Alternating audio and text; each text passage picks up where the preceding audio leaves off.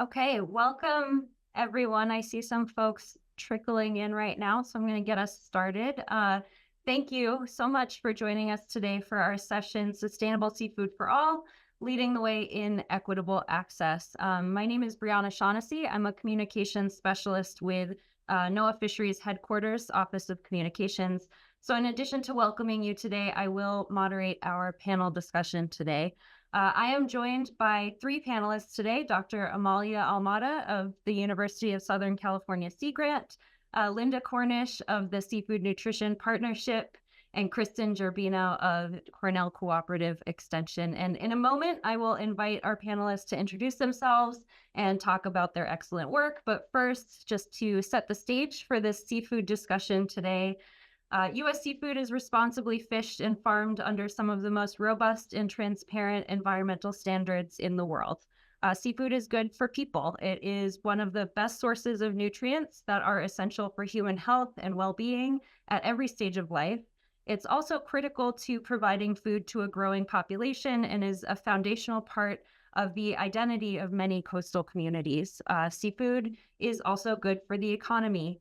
NOAA's most recent Fisheries Economics of the United States was released this April, and it reported an overall economic impact of more than $300 billion in sales and 2.3 million jobs across the broader economy in 2022.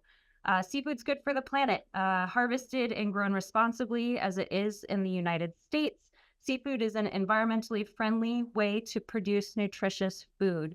It has a low carbon footprint compared to most land-based protein sources, and it's increasingly a critical part of food systems designed to reduce and mitigate the effects of climate change.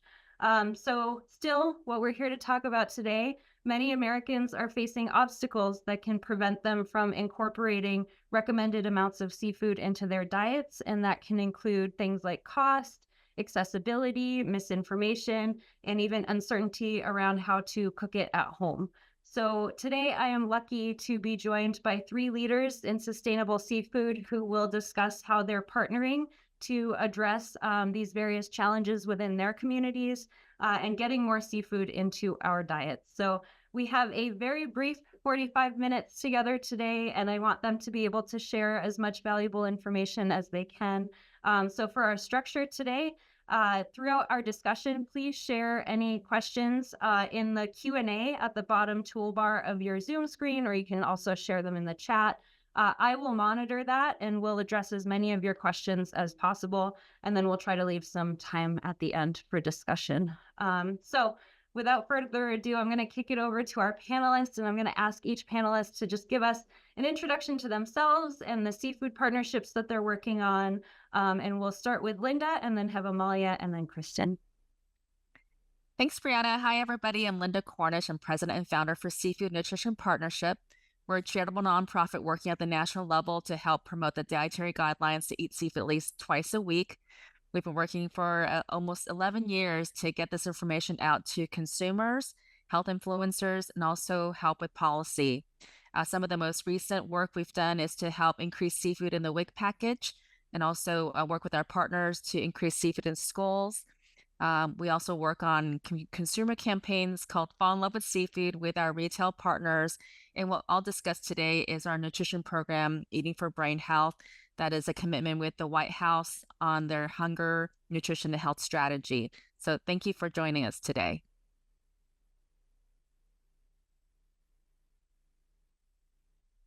Thanks again, Brianna, and to the panelists. Really excited to be here. My name again is Amalia Ruda Almada, and I'm here on behalf of the South Central Los Angeles Sustainable Seafood Hub.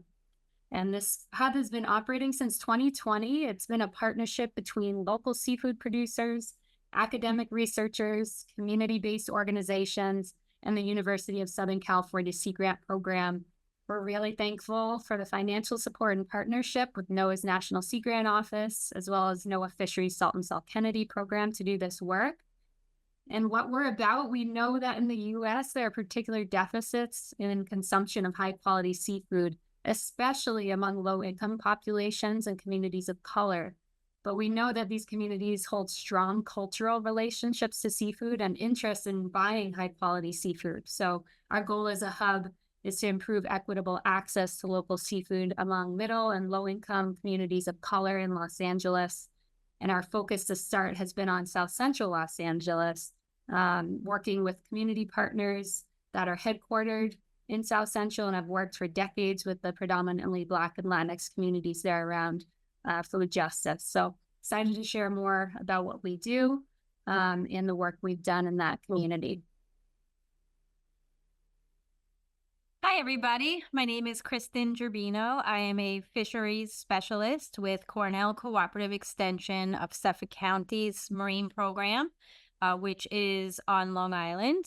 And at Cornell, we do a wide range of projects, mostly grant-funded projects. But I am responsible for overseeing the Choose Local Fish initiative. And FISH is an acronym for Fresh, Indigenous, Sustainable, and Healthy.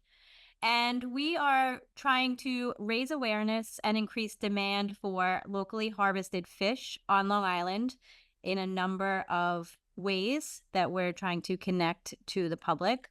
We are trying very hard to teach people where they can purchase local fish, why it's so important, share recipes, and conduct cooking demonstrations, and just a whole lot of education and outreach surrounding seafood on Long Island. We have a very close relationship working with the commercial fishing community.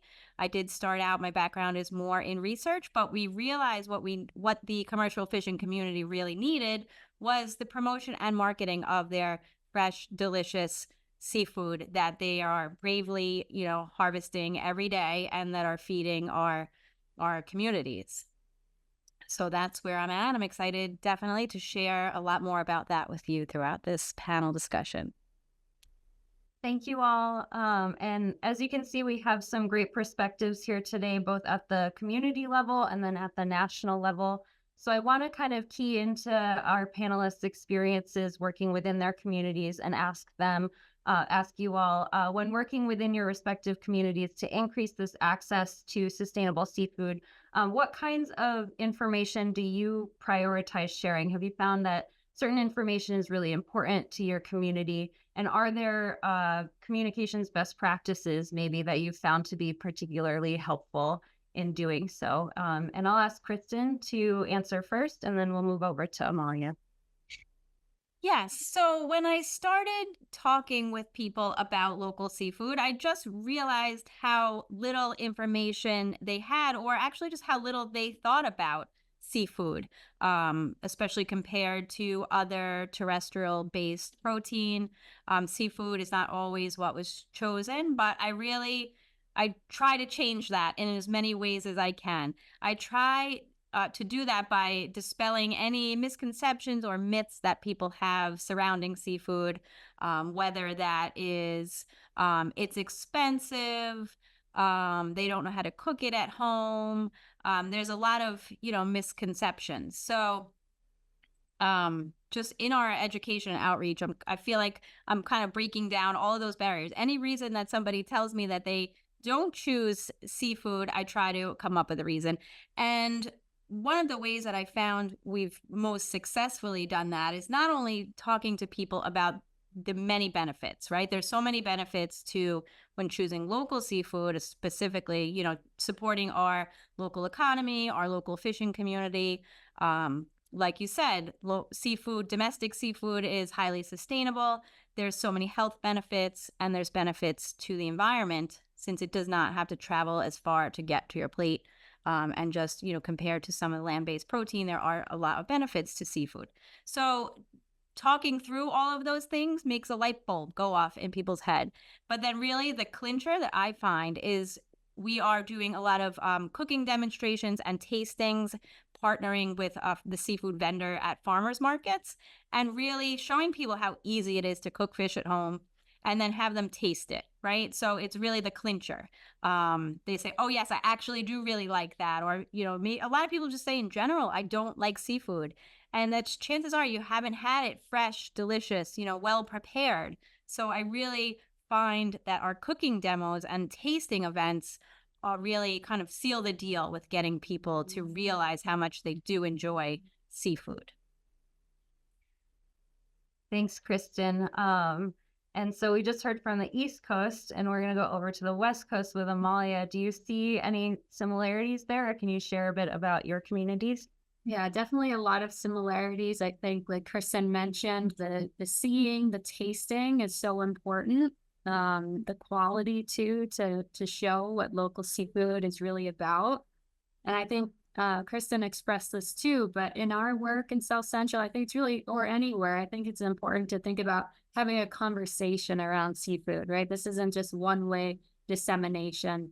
And for us, we invested a lot of time and resources in first understanding what existing seafood habits and preferences were in our community of South Central, what people are already consuming, what seafood they'd like to eat, what kind of information they'd like to have about seafood, what factors are important to them in trying new foods, right? Like people are motivated by different things, and especially different things around seafood. So for us, very similar, we heard there's a real need, but also desire to eat more seafood, but price, local availability, consumer awareness, I mean, that's been echoed a few times already. Lack of confidence of how to prepare and cook seafood, and confusion around what's healthy or environmentally friendly. So very similar themes. And for us, we found it super helpful, again, to center a trusted community partner, Community Services Unlimited. And we did some hands-on learning, providing seafood for free for people to bring home, try at home, and then hosted an online cooking demonstration, provided printed materials to walk people through the process, in addition to this kind of live interaction. And having this opportunity to just experiment at home with seafood, really, along with the support and guidance of their trusted community organization, brought a lot of confidence to the participants that they can cook new seafood at home. We saw a lot in our research, a lot of interest in continuing to eat kind of the seafood that was provided. And also, invested a lot in programming to make it as inclusive as possible, providing seafood for free to try, doing the cooking demonstration online, recording the demonstration so people could rewatch it or view it at their convenience, Spanish translation for all of the educational resources. And I think, thinking about best practices for kind of talking about seafood for us, what we've seen is really, again, considering how to have a two-way conversation, supporting experiential learning, not just watching, but doing. And that really builds confidence around cooking seafood, centering organizations that are trusted by the community, and finally investing in educational programming and making that as accessible as possible. Thanks, Amalia. So I'm seeing a lot of similarities here, and I know that Linda has worked on some national level efforts to kind of plug in a lot of the things that Amalia and Kristen talked about. So Linda, I want to give you a chance to share some thoughts from that angle. Yeah, there's a lot of similarities. I think the first step when we work with community organizations in different parts of the country is definitely to identify a community partner to work with, and have the community partner be integrated into the messaging. But we do find that really the first step is to have a conversation. The information about the health benefits of seafood, it really does pull people in. These days, I think it's more well known now that seafood's good for brain health, and when moms eat seafood, their babies have higher IQ by up to 7 points, and how seafood can reduce the risk of preterm birth by almost 2/3. So people know it's healthy, but they are also confused by all the different news articles that they might read. Is it sustainable? Am I choosing it right? Is it affordable? How do I cook it? And for a family that's on a budget, it's really a high risk purchase, because if they cook it and the family doesn't like it, then they have wasted, their money on that meal. And so it's important to show that it is a budget friendly food. We share that you can have seafood for any level of budget from $1 and up, and to really show people how to use it. our theme, it's almost similar to Kristen's. We have a theme for eating for brain health, which is fish as well, if fast, inexpensive, sustainable, healthy. And we do want people to just realize that there are recipes out there to try. In our Fall in Love with Seafood campaign, we did consumer surveys to figure out what's holding people back in buying seafood and eating it more. And it's really a need to remind people, some of the people that eat seafood once a month or even up to twice a week, when we ask them, what do you like? What do you like for dinner and lunch? And it's always, oh, beef, chicken, maybe pork. And we'll say, well, do you like seafood? Oh, yes, I do. And there's so many different types. There's 1,500 types of seafood commercially available. And so we'll get different comments. Well, can you try seafood? Oh, I don't like it, but I do like sushi. Oh, I'll eat tuna, but I don't like seafood. And so it's the definition of seafood is also covers a lot of different categories. And I'll stop here and say that it starts with the person that you're talking to and figuring out where their commonality is that you can connect to. So if they're used to eating sandwiches, think of a seafood item that's good for that sandwich. Or if they're used to a taco, try the taco. It's we're always trying to find a bridge to where we can connect with that consumer, and it really does start with that conversation. Thanks, Linda. And I'm going to keep the spotlight on you for a second because I think you touched on some great solutions to some challenges that you all are facing with increasing access to seafood and just getting that seafood on people's plates. So I want to give you a chance to kind of talk about these resources that you're creating as a solution to some of those challenges, and maybe if you have any other challenges that you want to share and solutions that you've found are particularly helpful for those. Yeah, I'll go back to the Eating for Brain Health program that we are rolling out across the country with community partners. That's our commitment to the White House and their national strategy to address hunger, nutrition, and health that was launched in 2021. And the programs include 4 classes. They're each about 90 minutes long. And it starts with an education on the nutritional benefits from a dietitian or a health educator about why to eat seafood. And there's 4 topics: overview for brain health, maternal health, mental health, and also healthy aging. And then a chef will then teach an affordable seafood recipe that can be made for under $10 to $12 for 4 servings. And then after the cooking demo, we'll have a tasting for the participants to try the seafood. And some of the challenges, I think, when you're in fisheries, when you're in the seafood sector, you think that you know everything, every question that could be asked, but sometimes they're the most basic. So when we worked with a Hispanic community up in Minneapolis, St. Paul, we were making salmon, tacos, and it was brought to our attention that the Hispanic community is not used to eating salmon. They're used to eating more whitefish and shrimp. And so we needed to be reminded that, when we think about culturally relevant recipes, to find out what species that particular demographic is used to. And there's a food bank up in Portland, Maine, and they have a lot of great seafood that can be, brought home to cook. But some of the species are not as familiar to the immigrant population. And so it really starts with going back to understanding the consumer we're trying to reach.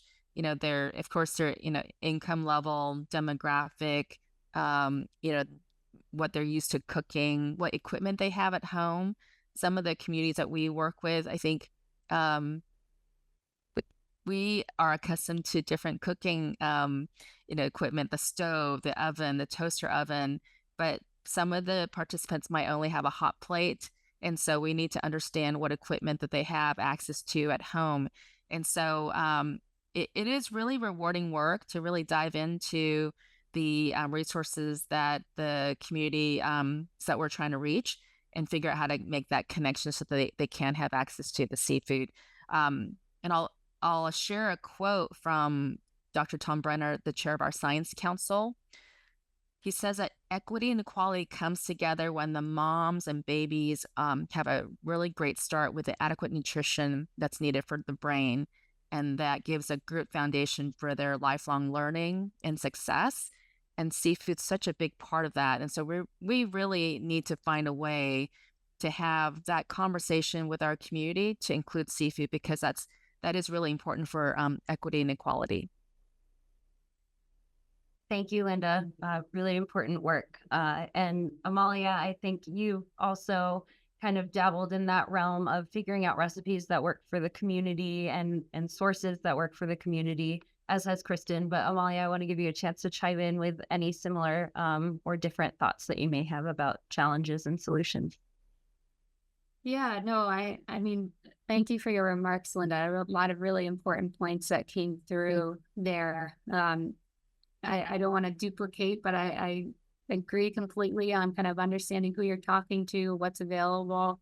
I think that's super important to ground whatever work you're doing.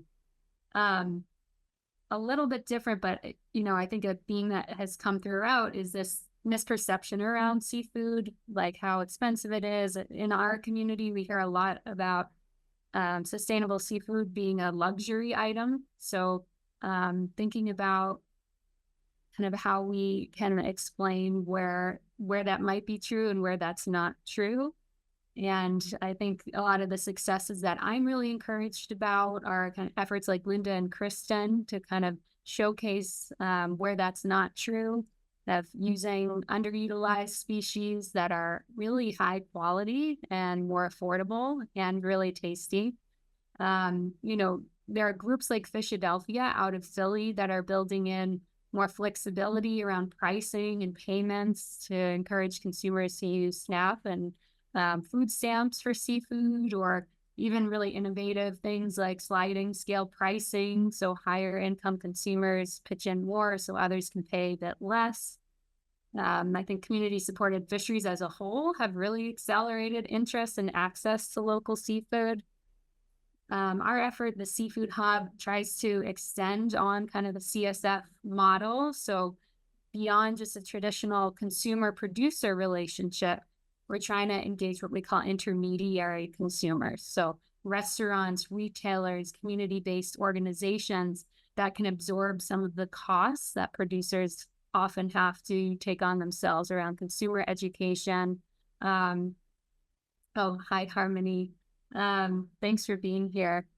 So these intermediary consumers are taking on a lot of the marketing, distribution, and consumer education of seafood products. So we're experimenting with what I call operational experimentation to try and see how a hub model can work and flex to make price more accessible for folks, but also ensuring that we have fair prices for producers. Linda mentioned this too, and I'll close with this thought, but I think it's really encouraging to see these high-level domestic seafood policy documents mentioning health, nutrition, equity.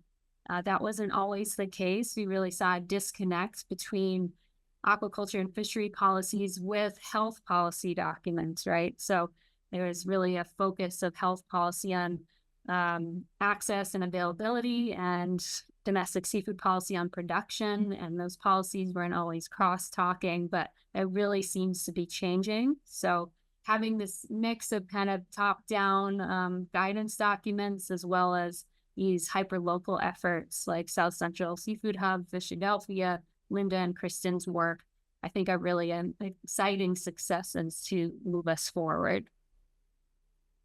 Thanks, Amalia, and thanks for mentioning Fishadelphia, and thanks to Harmony for chiming in the chat.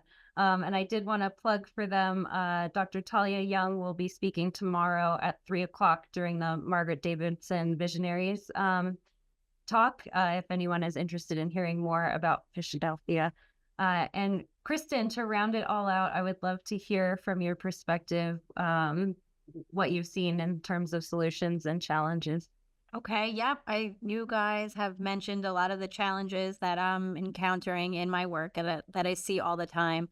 But I still have some more because there are still a lot of challenges, at least I think. One thing that I think is really important and I'd like to focus on in the near future, and I realize it's going to take quite a long time, is getting more seafood into schools, locally harvested seafood on Long Island. There's a lot of challenges that go along with that, but I would love to see more seafood in schools and institutions, at least here on Long Island. I know it's definitely starting to, gain some momentum. I went to a great conference, this Farm and Sea to School conference in Massachusetts this past, I think it was in February.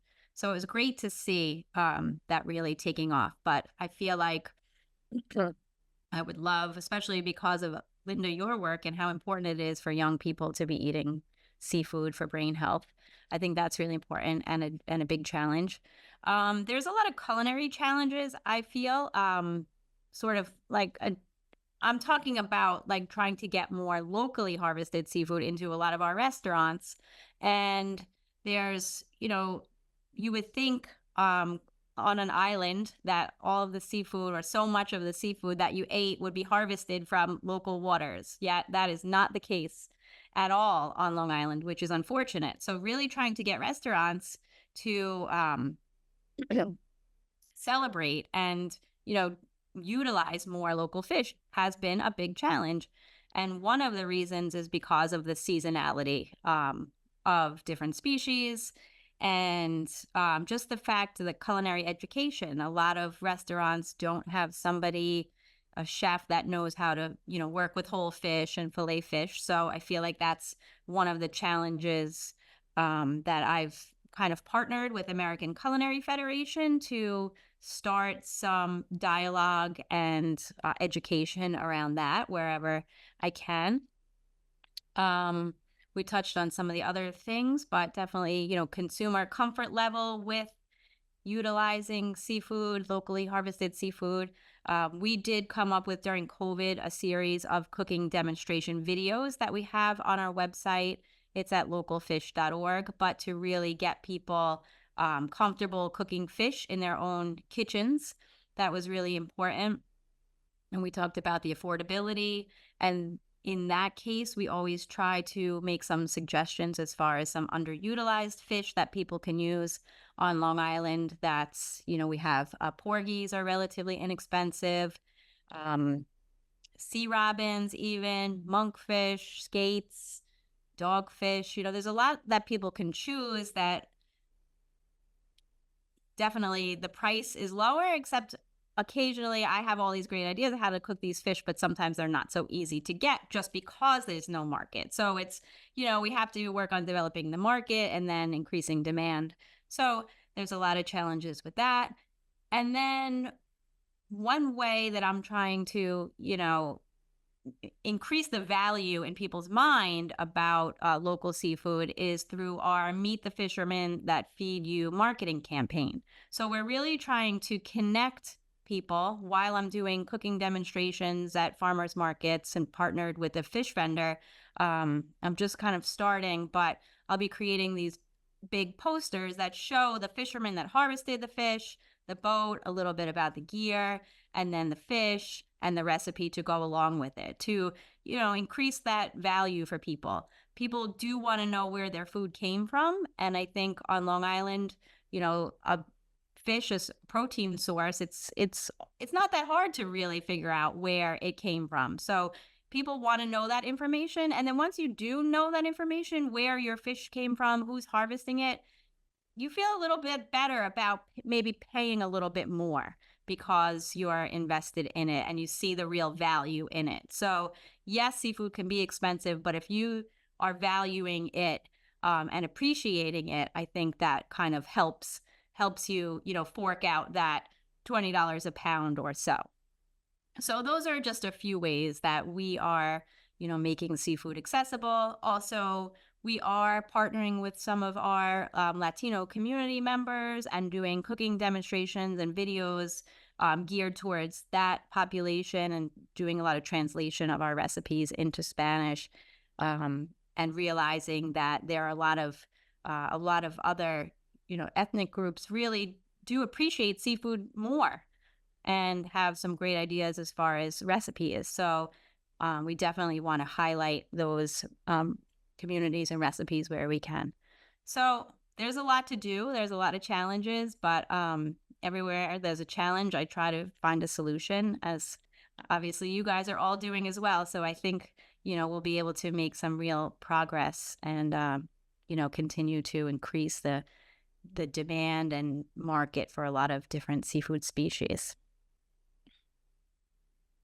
Thank you, Kristen. Linda and Amalia, as you listened to each other's answers, did you have anything you wanted to chime in on for resources that are coming up or events that folks can join out of your programs? Anything you'd like to add there? I'll start with Linda and then Amalia. I want to mention the partner of ours. It takes a village to get seafood out to consumers at all price levels. Sea Share is a national nonprofit based out in the Pacific Northwest, and they donate seafood through the Share Our Strength program. So go to seashare.org to learn more about them as well. And so they donate seafood through the Food Banks Network in the U.S. I think what's coming to mind as we're talking about connecting to consumers and seafood, it's really about storytelling and making sure that we are describing the beautiful seafood that's available here in the U.S. With any opportunities that we can. I think it's so rewarding to hear from Amalia and Kristen and know that there are other partners doing this work like Fishadelphia. It takes all of us, actually, because there's 90% of Americans don't eat seafood twice a week. And having community organizations on the ground telling these stories, it's actually creating a movement, but we need more people to join this movement.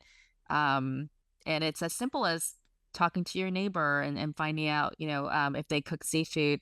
I was reaching out to a local YMCA chapter to hold one of these Eating for Brain Health programs and talking with one of their leaders. And they said, "Oh, that's great. That's great. But we teach seafood already." As you dive in more, it's like, well, we never show seafood. We just talk about it. We never bring it in. And then you dive in a little further, the person you're talking to, I actually don't eat seafood. And so it's really interesting that you're trying to reach a participant group, but your teachers, educators, chefs don't have the experience or confidence to actually deliver on the program. And so it does feel like you have to start and teach every point along the supply chain or education chain. But I'm really enthused to see all the different programs that are happening around the country. The only thing I'd add is I think we're all kind of developing our own lessons learned as we're doing our work, right? And I think it's so helpful through venues like this and,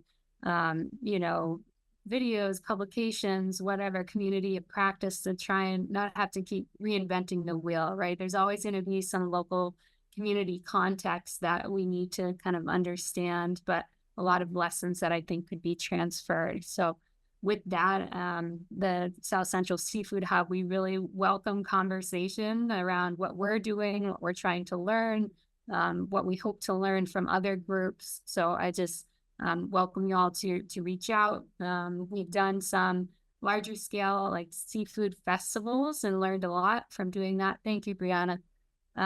Feel free to check out that link to learn about the hub, the festival we did. And we're also gearing up into this next phase of work around the operational experimentation, as I said, kind of with this next round of Saul Kennedy support. So please feel free to reach out and continue the conversation. Just really thankful to be here among these panelists. It's been a privilege. Thanks, Amalia. And Kristen, I want to give you a chance as well to talk about some resources that might be available to folks that are tuning in today. We will have a couple of minutes after Kristen's finished to accept questions. So if you want to start thinking about if you have any questions and type them in the chat, please do so now. So Kristen, I'll have you go and kind of share any closing thoughts. And if anyone else has any closing thoughts to share, just chime in. Yeah, so I just hope that you'll check out localfish.org.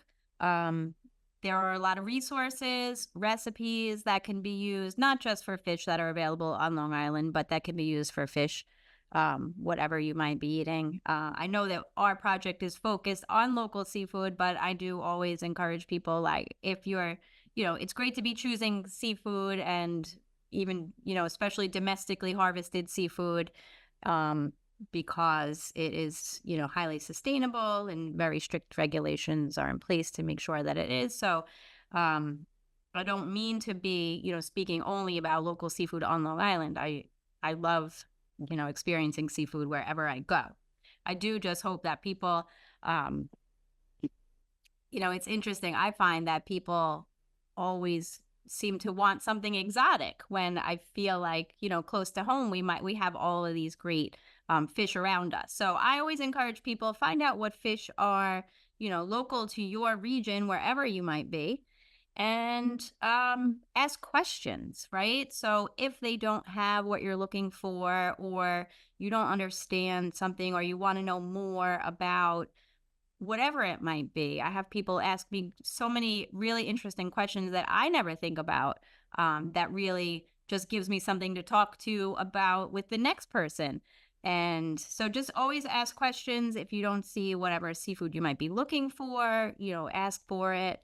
And I hope that, yes, everyone does add that 2 servings of seafood a week to their diet, because it is so important and so delicious. So, yeah, check out the website for recipes, cooking demonstration videos, lots more to come about our local fishing fleet on Long Island. And I'm just excited to have been having this conversation with so many people that I know, are like-minded. So I look forward to working with you all, continuing, this conversation into the future. It was great meeting you. You as well. Brianna, I should point out that we have translated the Eating for Brain Health classes into Spanish, and so those are available on the website link I provided. Thank you, Linda. So our questions and our chat are pretty quiet. Well, folks think I have a question. So what is a seafood or a recipe or a dish that you've tried that you've really gotten excited to incorporate into your diet, or is a staple for dinner or lunch or breakfast or whatever you may be eating it for? Linda, do you want to go first? Do we have 30 minutes more? No. One thing that I do love is just using the air fryer for cooking seafood.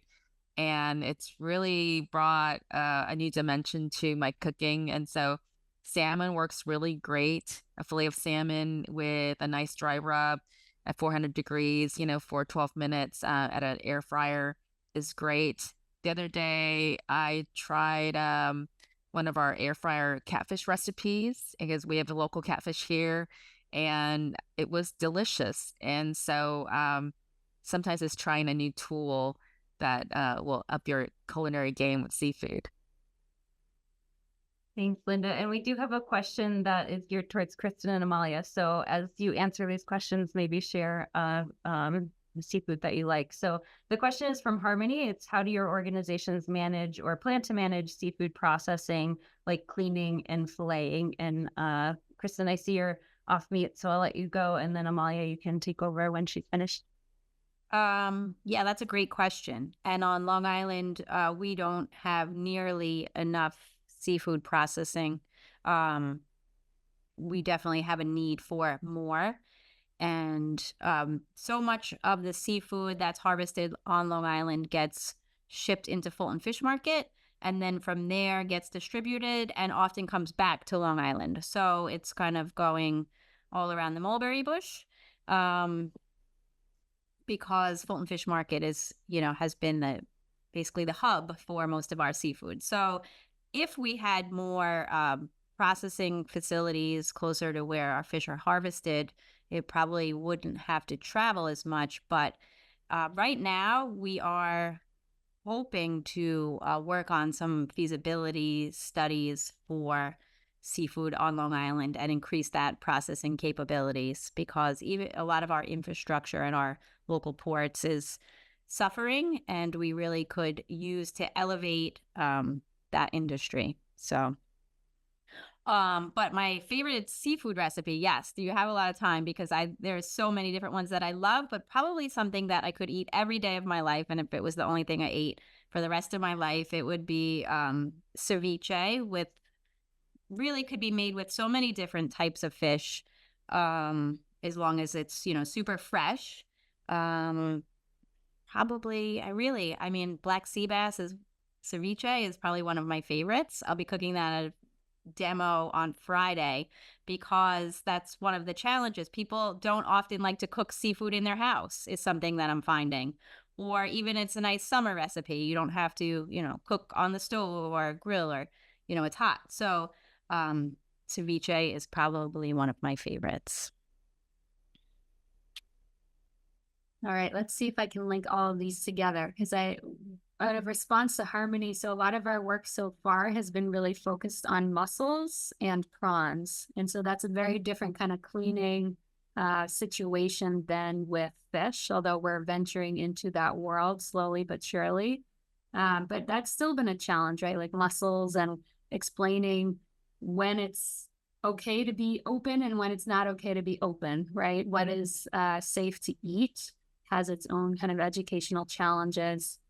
With prawns, similarly, it's kind of explaining how to open that once it's cooked. So for us, it's more of an educational barrier than like a logistical challenge at this point. But I know as soon as we venture into fish, we will be in a similar situation, because I think that's just a trend around the country of limited resources and facilities for that kind of processing. So, and I know Fishadelphia has some cool models around getting support in doing that cleaning and filleting before distributing to consumers. So I will follow up with you after this to kind of learn more.